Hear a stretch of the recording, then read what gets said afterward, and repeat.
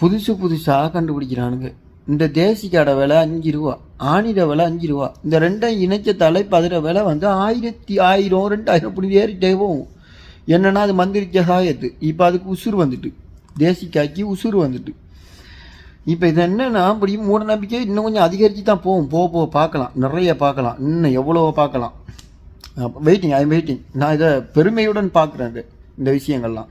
அடுத்தது என்ன தெரியுமா, இந்த மையத்தை எங்கே கடந்தாலும் ஒவ்வொரு மையத்தை பிடிச்சிட்டு அதை ஒரு இதை கட்டிக்கிட்டு ஏதாச்சும் ஒன்று செஞ்சுக்கிட்டே இருக்காங்க. இதுக்கு வேற வணக்கம் போடுறதும் கும்பிட்டு போகிறதும் அவங்கக்கிட்ட உதவி கேட்குறதும். என்னையா இவங்கக்கிட்ட உதவி கேட்டால் இவங்க போய் அல்லாஹ்கிட்ட போய் சொல்லி இவங்களுக்கு அந்த உதவி எடுத்து கொடுப்பாங்களாம். நீங்கள் நேரடியாக கேட்க வேண்டியது படைச்சவனுக்கிட்ட தான். இவங்க மையத்துக்கிட்டே கேட்குற. மையத்துக்கு யார் சொன்ன உயிர் இருக்கிண்டு? மையத்துக்கு எங்கே இருக்கு உயிர்? மையத்துக்கு உயிர் இல்லை. அவங்க உயிர் பறிக்கப்பட்டால் அந்த உயிர்களை பாதுகாக்க வேண்டிய இடத்துல பாதுகாக்கப்படும். அது எது வரைக்கும்? உங்களுக்கும் அவங்களுக்கும் ஒரு திரை ஒன்று இருக்குது.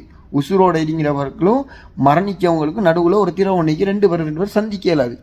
குருவானை படித்து போட்டு தான் நீங்கள் இதெல்லாம் செய்கிறீங்களா? இல்லை உங்களுக்கு குருவான்ட்டு சொல்லி வேறு ஏதாவது சரி ஒன்று அர்ப்பணிச்சிக்காங்களா, கொடுத்துருக்காங்களா? இல்லை அதை தான் படிக்கிறீங்களா? மையத்தை எப்படி கும்பிடலாம்? மையத்தை கும்பிட்றேன்னா இன்றைக்கி ரசூல்லாட மையத்தை எங்கேயோ வச்சிருக்கலாமா? நாங்கள் இப்போ எங்கே வச்சிருக்கலாம் நம்ம எல்லாரும் சேர்ந்துருந்தான். ரசூல்லாட மையத்தை ரசூல் என்ன சொன்னாங்க?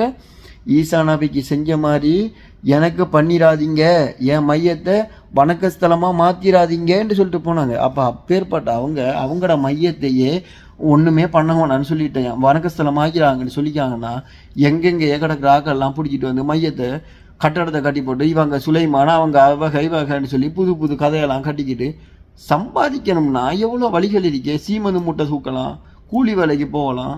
இதெல்லாம் என்ன புத்தி இது? இதெல்லாம் மார்க்கத்தை கேவலப்படுத்துறதும் மூட நம்பிக்கையை வளர்க்குறது மாதிரி.